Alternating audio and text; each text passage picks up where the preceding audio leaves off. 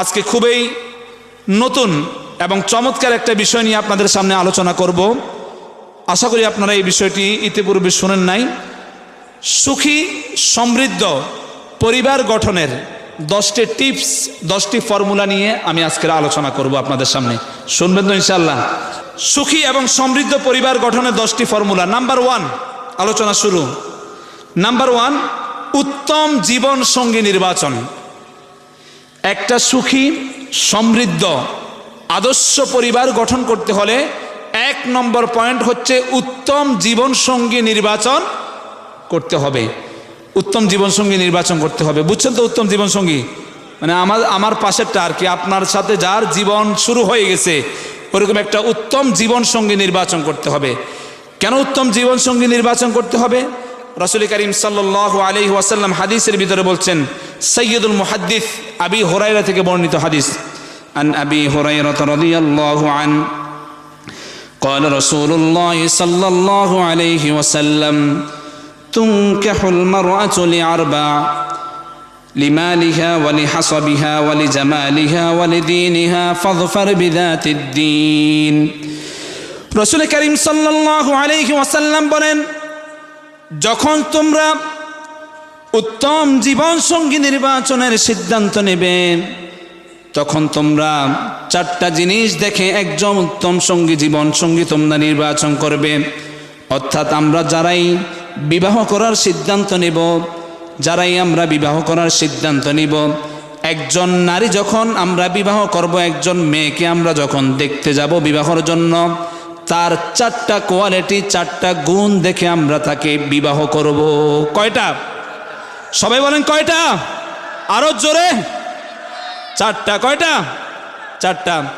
রাসূল করিম সাল্লাল্লাহু আলাইহি ওয়াসাল্লাম বললেন, লিমালিহা, 1 নম্বরে ওই মেয়ের সম্পত্তি দেখবে, 1 নম্বরে তাদের সম্পদ কেমন আছে দেখবে, 2 নম্বরে তাদের বংশমর্যাদা দেখবে, 3 নম্বরে তার সৌন্দর্য দেখবে, 4 নম্বরে দিনদারিতা কেমন আছে দেখবে। সম্পদ, বংশ, সৌন্দর্য, তার দিনদারিত্ব, ওই পরিবারের ভিতরে দিনের চর্চা আছে কিনা, দিনদারিত্ব কেমন আছে এটা দেখবেন। এবার রাসূল কি বলছে ভালো করে শুনেন, ফাজফার বিজাতিদ দ্বীন, 4টা কোয়ালিটি দেখবে। তবে যদি দিনটা পাওয়া যায়, ওই পরিবার, মনে করেন আপনি একটা পরিবারে বিবাহ করবেন, মেয়ে দেখতে গেছেন, সম্পত্তি তেমন নাই, পরিবারের বংশমর্যাদা আলহামদুলিল্লাহ ভালো, মেয়েটা একেবারে হাই কোয়ালিটির সৌন্দর্য না, শ্যামলা, দেখতে মাশাআল্লাহ মোটামুটি চেহারা কাটিন ভালো, তবে ওই পরিবারের ভিতরে দিনদারিত্ব আছে। পরিবারে কি আছে? দিনদারি আছে, পরিবারে দিনদারিত্ব আছে। ফাজফার বিজাতিদ দ্বীন, আল্লাহর হাবিব বলছেন দিনদারিতাকে প্রায়োরিটি দাও। সুবহানাল্লাহ পড়বেন না? যদি দিনদারিতা পাওয়া যায় তাহলে ওই পরিবারটাকে তুমি বিবাহ করতে পারো।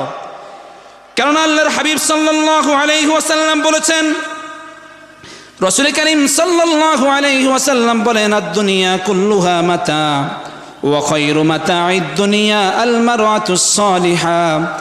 তোমরা 2 চোখে এই দুনিয়াতে যা কিছু দেখো না কেন সকল কিছু হলো সম্পদ, আর দুনিয়ার সকল সম্পদের মধ্য থেকে সবচাইতে উৎকৃষ্ট সম্পদ হলো একজন নেককারী স্ত্রী। সুবহানাল্লাহ।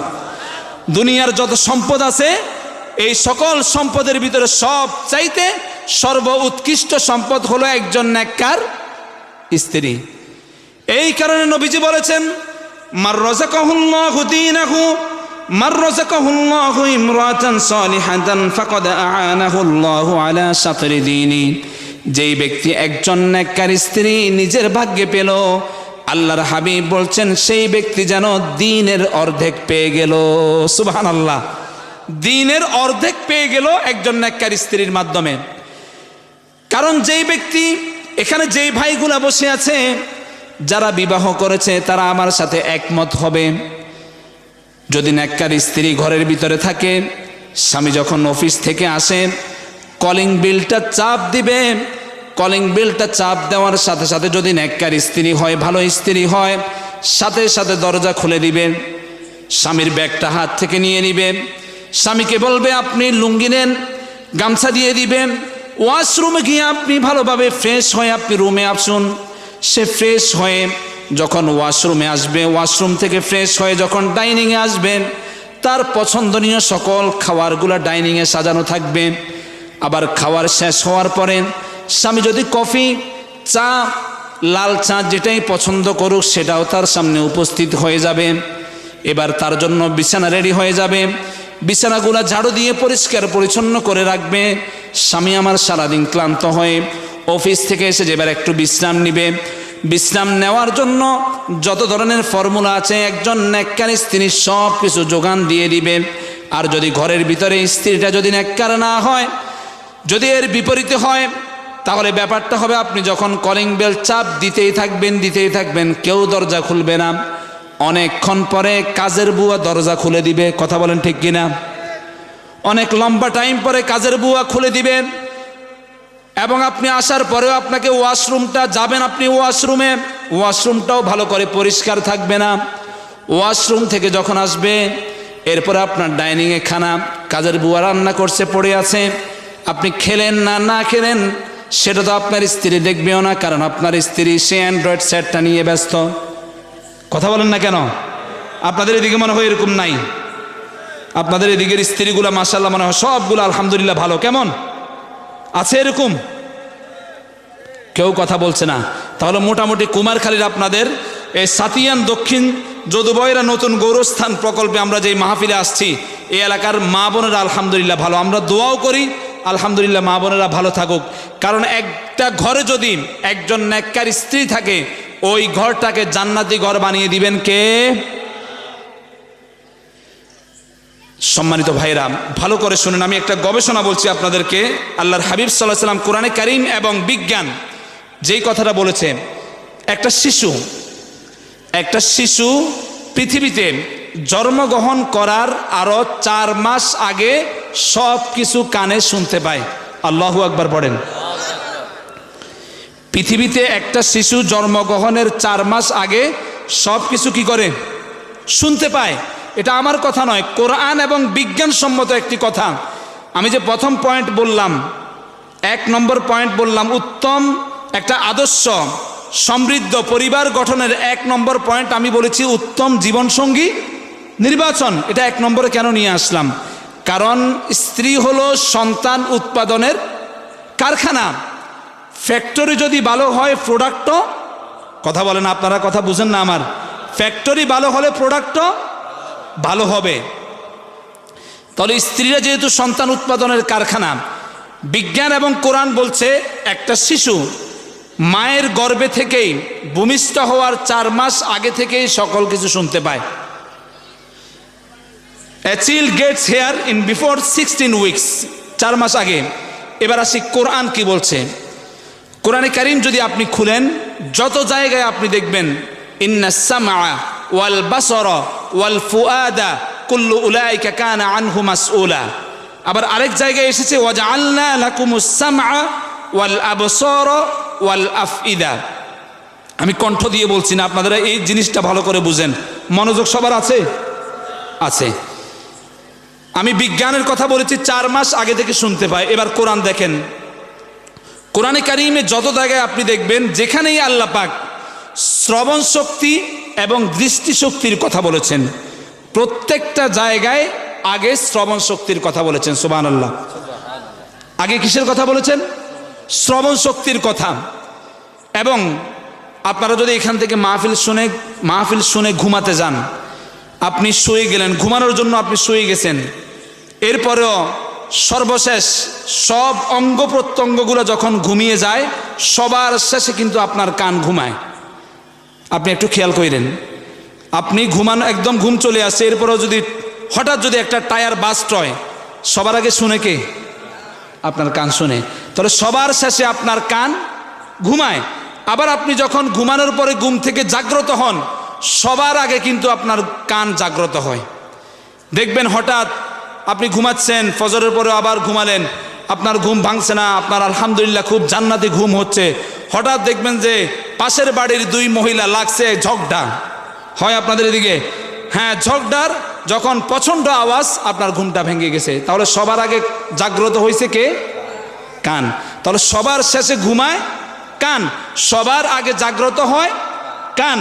আল্লাহর কোরআনও বলছে সবার আগে, যেখানে শ্রবণ শক্তি এবং দৃষ্টিশক্তির কথা বলেছেন, আল্লাহর কোরআন বলছে কিসের কথা? শ্রবণ শক্তির কথা আগে, কানের কথা। তাহলে কোরআন এবং বিজ্ঞান আমাদেরকে এটাই স্পষ্ট করলো, যদি কান সবার আগে শুনে, তাহলে মাতৃগর্ভে যে বিজ্ঞান বলল, কোরআন বলল ইন্নাস সামআ ওয়াল বাসারা, তাহলে একটা শিশু 4 মাস আগে থেকে মায়ের পেট থেকে সকল কিছু শুনতে পায়। এবার একটু আপনারা বলেন, যেই ঘরের ভিতরে সন্তান পেটে রেখে মা সিনেমা দেখে, স্টার জলসা দেখে, ইন্ডিয়ান সিরিয়ালগুলো থেকে, ওই ঘরের সন্তান কি আব্দুল কাদের জিলানী বের হবে? হ্যাঁ, কথা বলেন। ওই ঘর থেকে ডিপজলার মিশা সওদাগর বের হবে। হ্যাঁ, ডিপজলার মিশা সওদাগর সবার দোষ। আমি ডিপজলার মিশা সওদাগর নাম বলছি, এবার আপনারা বলবেন হুজুর ডিপজলার মিশা সওদাগরের নাম কেন বললেন? আসলে ডিপজল আর মিশা সওদাগর এরাও লোক ভালো, এরাও লোক ভালো, কিন্তু সিনেমাতে অভিনয়তে এদের চরিত্রটা খারাপ। এরা লোক ভালো, এদের কথা না। আমি বুঝাতে চাচ্ছি যেটা, সেটা হচ্ছে মায়ের গর্ভে সন্তান আসার পরে, যেহেতু 4 মাস আগে থেকেই সন্তান সব কিছু শুনে, তাহলে মা যদি কোরআনে কারিমের তিলাওয়াত করে, মা যদি ওয়াজ মাহফিল শুনে, মা যদি আব্দুর রহমান আস-সুদাইসের মক্কা শরীফের হেরেম শরীফের ইমামের তিলাওয়াত শুনে, তাহলে ওই সন্তানটাও হবে আল্লাহওয়ালা, ঠিক আব্দুর রহমান সুদাইসের মতন একজন আলেমের মতন হবে। আর যদি সে সিনেমা আর গান শুনে, তাহলে সে হবে সেরকম সিনেমাওয়ালা। এই কারণে প্রত্যেকটা মা বোনকে বলবো যে আমরা শিশু সন্তান, যেহেতু আমরা সন্তান উৎপাদনের কারখানা, আমরা যাতে এরকম নর্তকী, এরকম গান নাচ, এ সমস্ত বেলাল্লাপনা, বেহায়াপনা, অশ্লীলতাকে প্রমোট না করে, আমরা যাতে কোরআন সুন্নাহ এই সমস্ত আলোচনাগুলো শুনে, যদি আমরা যাতে কোরআন হাদিস শুনি, তাহলে সম্মানিত ভাইরা 1 নম্বর পয়েন্ট উত্তম সঙ্গী নির্বাচন, জীবন সঙ্গী নির্বাচন। নাম্বার 2, দ্বীনের চর্চা থাকা, পরিবারের ভিতরে দ্বীনের চর্চা থাকা। আজকে আমাদের পরিবারগুলা বদ্দিন ছুঁয়ে যাচ্ছে। একটা পরিবারের ভিতরে মাহে রমজান এসেছে, প্রত্যেকটা পরিবারে, আমরাও তো একজন খতিব সাহেব, আমাদের কাছে অসংখ্য চিঠি এসেছে, টাকা এসেছে হাদিয়া, যে হুজুর আমার ঘরের ভিতরে 3 খতম, আমার ঘরে 5 খতম, আমার ঘরে 10 খতম, আমার পরিবার পড়েছে, আমার পুত্রবধূ পড়েছে, আমার 2 সন্তান পড়েছে। তাহলে রমজান মাসের ভিতরে 1 মাসে যদি একটা ঘরে 5 খতম, 3 খতম, 10 খতম হতে পারে, রমজানের বাহিরে পুরা বৎসরে মিলে কোরআনে কারিম কি 1 খতম করা যায় না? এই কথা বলেন, করা যায় না ভাই? তাহলে রমজান মাসে কোরআনটা আলমারি থেকে, তাক থেকে ধুলাবালু একটু ফু দিয়ে বের করি, আবার রমজান যাওয়ার পরে সেই আলমারিতে রেখে দিই। আমাদের অবস্থাটা এমন না কেন ভাই? এমনটা কেমন হবে? এই কোরআন কি আলমারির ভিতরে রাখার জন্য আসছে? এই কোরআন এসেছিল অন্ধকারচ্ছন্ন পৃথিবীটাকে আলোর সন্ধান দেওয়ার জন্য। কথা বলেন ঠিক কিনা? আল্লাহ রাব্বুল আলামিন বলছেন, কিতাবুন আনজালনাহু ইলাইকা লিতুখরিজান নাসা মিনাজ যুলুমাতি ইলান নূর। রব্বুল আলামিন বলছেন, আমি আপনার উপর এমন এক কিতাব নাজিল করেছি, যে কিতাবটা মানুষগুলাকে, অন্ধকারাচ্ছন্ন মানুষগুলাকে আলোর সন্ধান দিয়ে দিবে। আজকে আমরা যেই গোল্ড, আসল 22 ক্যারেটের গোল্ড, অর্থাৎ কোরআনে কারিমের মতন গোল্ডটাকে আমরা ঘরের ভিতরে রেখে দিয়ে আমরা নকল গোল্ডের সন্ধানে বের হয়েছি, নকল সোনার খোঁজে বের হয়েছি। আমরা একজন এক মাধ্যমে আমরা শান্তি খুঁজি, আমরা শান্তি তালাশ করি, কিন্তু আল্লাহ রাব্বুল আলামিন প্রকৃত সুখ, প্রকৃত শান্তি আল্লাহ পাক আল্লাহর কোরআনের মাধ্যমে রেখে দিয়েছেন। সুবহানাল্লাহ। কোরআনের ভিতরে এটা হচ্ছে আমাদের আসল গোল্ড, আসল সোনা। সেটা আমরা এমনিতেই পেয়ে গেছি নিয়ামত হিসেবে, সেটা ঘরের ভিতরে রেখে দিয়ে অন্য আমরা সিটি গোল্ডের সোনা খুঁজছি। আমরা কত বোকা দেখেন। এই কারণে রমজানের বাহিরেও যাতে আমরা কোরআনের চর্চা, এই দ্বীনের চর্চা থাকে, আমাদের প্রত্যেকটা ঘরের ভিতরে দ্বীনের চর্চা থাকে। আজকে এই দ্বীনের চর্চা না থাকার কারণে অমুসলিমরা, কাফেররা, নাস্তিকরা এই দেশ থেকে কোরআনটাকে মুছে দেওয়ার জন্য, ইসলামকে মুছে দেওয়ার জন্য ষড়যন্ত্র করছে। কথা বলেন ঠিক কিনা? এই কারণে নাস্তিক আর মুরতাদদেরকে আমরা এই দেশে থাকার সুযোগ করে দেওয়া যাবে। কিছু কিছু নাস্তিক আর মুরতাদ আছেন, আমরা যখন কোরআন পড়ি, আমরা যখন এই সমস্ত মাহফিলের মঞ্চগুলোতে আল্লাহু আকবারের স্লোগান দিই, ওই সমস্ত নাস্তিক আর মুরতাদদের চুলকানি আর অ্যালার্জি শুরু হয়ে যায়। কথা বলেন ঠিক কিনা? তারা আল্লাহু আকবারের স্লোগানটাও সহ্য করে না। আচ্ছা বলেন তো, আমরা যে এখানে বসেছি লিল্লাহি তাকবীর বলেছি, আপনারা আল্লাহু আকবার বলেছেন, এই স্লোগান আমাদেরকে শিখিয়েছেন কে? আমি আর আপনি যখন পৃথিবীতে সর্বপ্রথম ভূমিষ্ঠ হয়েছি মায়ের গর্ভ থেকে, সর্বপ্রথম আমার ডান কানে আর বাম কানে কি আওয়াজ দিয়েছিল? সবাই বলেন কি দিয়েছিল? লম্বা করব না, যেই দিন আমরা বিদায় নিয়ে চলে যাব একটা খাটিয়ার সামনে, আমাকে আপনাকে বিদায় দিবে, শেষ বাক্যটা কি হবে? আওয়াজ দিয়ে বলেন, শেষ বাক্যটা কি হবে? আল্লাহু আকবার। এই কারণে আমরাও বলতে চাই নাস্তিক আর মুরতাদদেরকে, যেই দেশে পূর্ব দিগন্তে আল্লাহু আকবারের মাধ্যমে সূর্য উঠে, আল্লাহু আকবারের মাধ্যমে সূর্য অস্ত যায়, এবং যেই দেশে মানুষ জন্ম নেওয়ার পর থেকে আল্লাহু আকবারের শব্দ শুনে শুনে বড় হয়, এবং বিদায় নেওয়ার সময় আল্লাহু আকবারের স্লোগানের মাধ্যমে বিদায় নেয়, সেই দেশে যতদিন আমরা বেঁচে আছি আল্লাহু আকবারের ধ্বনির মাধ্যমে আকাশ আর বাতাস প্রকম্পিত হতেই থাকবে। তোমাদের যদি মন চায় আল্লাহু আকবারের স্লোগান শুনে বাংলার জমিনে থাকতে পারো, না হলে বাংলার জমিন ছেড়ে অন্য কোথাও চলে যাও। নাস্তিকতা নিপাত যাক, দিন ইসলাম জিন্দাবাদ।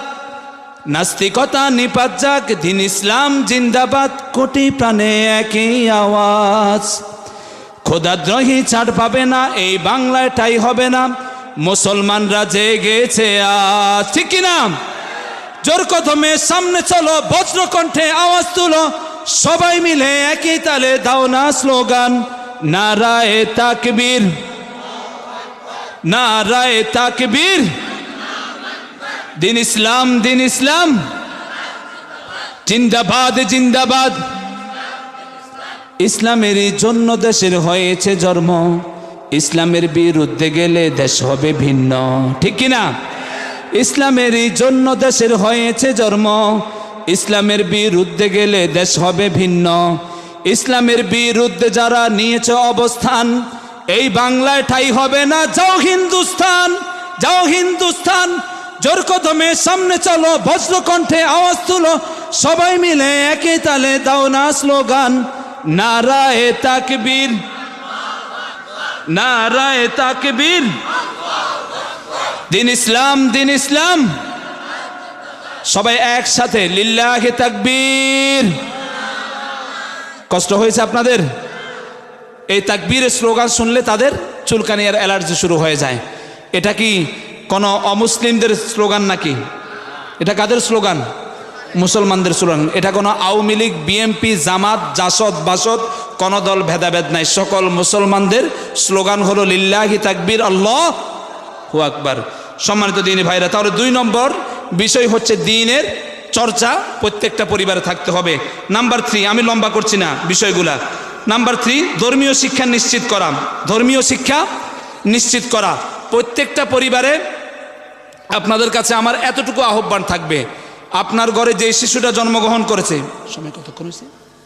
আপনার ঘরে যে শিশুটা জন্মগ্রহণ করেছে, ওই শিশুকে আপনি লম্বা চূড়া, আপনি ওই শিশুকে আপনি লয়ার বানান, অ্যাডভোকেট বানান, ডাক্তার বানান, ইঞ্জিনিয়ার বানান, আপনি প্রফেসর বানান, এতে কোনো অসুবিধা নাই। আমরা চাই এই দেশে বৈজ্ঞানিক দরকার, ডাক্তার দরকার, ইঞ্জিনিয়ার দরকার, বানান।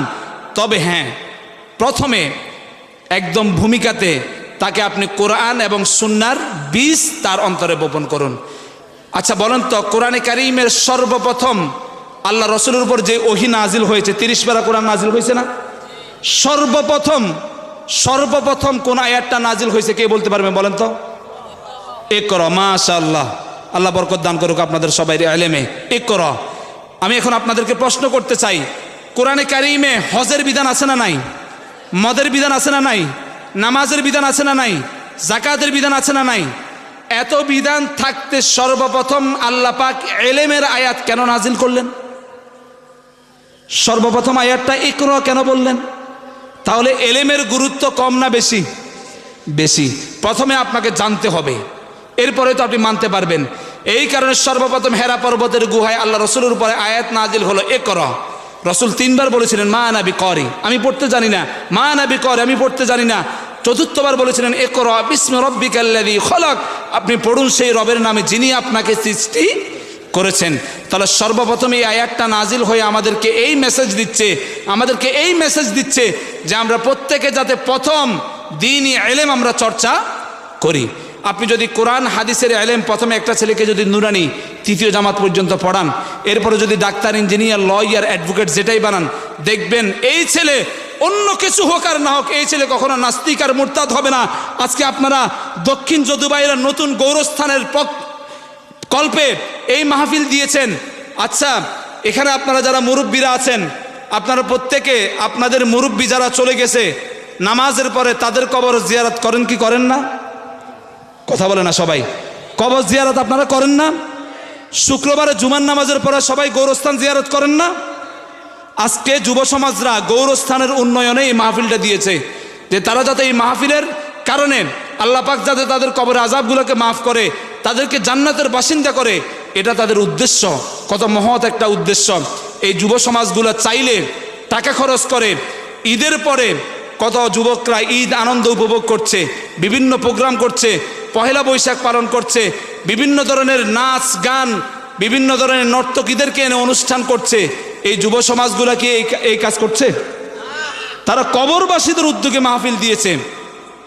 যেটা বলছিলাম, যদি কোরআন আর হাদিসের ইলম যদি তাদেরকে দেন, সে ডাক্তার হওয়ার পরেও, ইঞ্জিনিয়ার হওয়ার পরেও, অ্যাডভোকেট হওয়ার পরেও শহরে থাকবে, কিন্তু গ্রামে আসলে সর্বপ্রথম গিয়ে মা বাবার কবরের সামনে দাঁড়িয়ে পারুক আর না পারুক ভাই, কমপক্ষে একবার সূরা ফাতিহা, 3 বার সূরা ইখলাস পড়ে মা বাবার জন্য ওই সন্তান দোয়া করবে। কথা বলেন ঠিক কিনা? আর যদি ইসলামিক শিক্ষা দিতে আপনি বাবা হিসেবে, আপনি মা হিসেবে ব্যর্থ হন, তাহলে এই সন্তান থেকেও আপনি ভালো কিছু আশা করে লাভ নাই। সে আপনার কবরস্থানের সামনেও যাবে না। পারলে ওখান থেকে 500 টাকা পাঠাই দিবে, 1000 টাকা দিয়ে দিবে, 5000 টাকা দিয়ে দিবে, ইমাম সাহেবকে 1000 টাকা দিয়েন, 4000 টাকা মসজিদে দিয়েন, মা বাবার জন্য জিয়ারত করতে বলিয়েন। কথা বলেন ঠিক কিনা? এরকম হবে। সম্মানিত ভাইরা, আসুন তাহলে প্রত্যেকটা পরিবারে দ্বীন চর্চা, ইসলামিক শিক্ষা, ধর্মীয় শিক্ষা নিশ্চিত করতে হবে। 4 নম্বর, পারস্পরিক জবাবদিহিতা। পরিবারের ভিতরে পারস্পরিক জবাবদিহিতা করতে হবে। আপনার ছেলে রাত 12টা বেজে গেছে, এখনো ঘরে ফিরে নাই, সন্তানকে জিজ্ঞেস করতে হবে রাতের 12টা বাজে কোন সভ্য ঘরের সন্তান, কোন ভালো ঘরের সন্তান রাত 12টা পর্যন্ত বাহিরে অবস্থান করতে পারে? আমার সাথে আপনারা একমত? পারে না। তাহলে তুমি যে রাত 12টা বাজে আমার পরিবারে, আমার বাসায় আছি, দরজা করাঘাত করতেছ, এতক্ষণ কোথায় ছিলে? জবাবদিহিতার দরকার আছে না নাই? স্ত্রীকে জবাবদিহিতা করতে হবে। স্ত্রীকে জবাবদিহিতা করতে হবে। তুমি আজকের নামাজ কেন কাজা করছো? ফজরের পরে কোরআনে কারিমে তিলাওয়াত করছো কিনা? প্রত্যেকটা পরিবার যদি এরকম জবাবদিহিতার আওতায় চলে আসে, তাহলে এই পরিবারগুলো ইনশাআল্লাহ ইসলামিক পরিবার হিসেবে প্রতিষ্ঠিত হয়ে যাবে। এরপরে 5 নাম্বার, পাপ ও পাপ উপকরণ মুক্ত হওয়া। পাপ ও পাপ উপকরণ, আমি 2টা কথা বলছি। একটা হচ্ছে পাপ তো করবোই না, যেহেতু আল্লাহ পাক কোরআনে কারিমে বলেছেন ওয়ালা তাকরাবুজ জিনা ইন্নাহু কানা ফাহিশা। জেনা করা তো দূরের কথা, জেনার যে কার্যক্রম আছে, জেনা ওই সমস্ত কাজের নিকটেও যাওয়া যাবে না। এখন পাপের উপকরণ, প্রত্যেকটা পরিবারে অ্যান্ড্রয়েড সেট আছে না নাই? কথা বলেন না সবাই। এরকম একটা সেট, এরকম ডিভাইস প্রতি পরিবারে আছে না নাই? এই ডিভাইসটাই হলো পাপের উপকরণ। এই ডিভাইসটাই হলো পাপের উপকরণ। এটার ভিতরে সকল ধরনের গুনাহের কারখানা আছে না নাই? এখন জি হুজুর আপনার হাতেও তো একটা আছে, এখন কি এটা বন্ধ করা যাবে না? বন্ধ না, কমপক্ষে এই সেটটা যাতে, এটার ভিতরে ভালোও আছে খারাপও আছে, আমরা যাতে ভালোটা ব্যবহার করি। এটার ভিতরে মাহফিল যেমন আছে, সার্চ দিলেই আজকে আপনাদের প্রধান আকর্ষণ সাদিকুর রহমান আজহারি, ওনার নাম দিলেই ইউটিউবে আসবে কি আসবে না? আপনারা অনেকে দেখছেন, তার আকর্ষণে এখানে আপনারা আসছেন। তাহলে এই আলোচনাগুলো আপনারা শুনতে পারেন। ঠিক তেমনিভাবে এখানে অপসংস্কৃতি খারাপটাও আছে। তাহলে আপনার ছেলে এই ডিভাইস নিয়ে কি করছে, এই জবাবদিহিতা তাকে করতে হবে, যাতে পাপের উপকরণ মুক্ত সকল ধরনের কাজগুলো থেকে সে হেফাজত থাকে। এরপরে 6 নাম্বার, সময়ের শৃঙ্খলা। সময়ের শৃঙ্খলা, পরিবারকে সময়ের শৃঙ্খলা দিতে হবে, অর্থাৎ সময়ের মর্যাদা দিতে হবে। আমরা যে নামাজ পড়ি, এই নামাজ কি জোহরের নামাজ যদি আসরের সময় পড়ি নামাজ হবে? আল্লাহ রাব্বুল আলামিন কোরআনে কারীমে বলছেন, ইন্নাস সালাতা কানাত আলাল মুমিনিনা কিতাবাম মাওকুতা।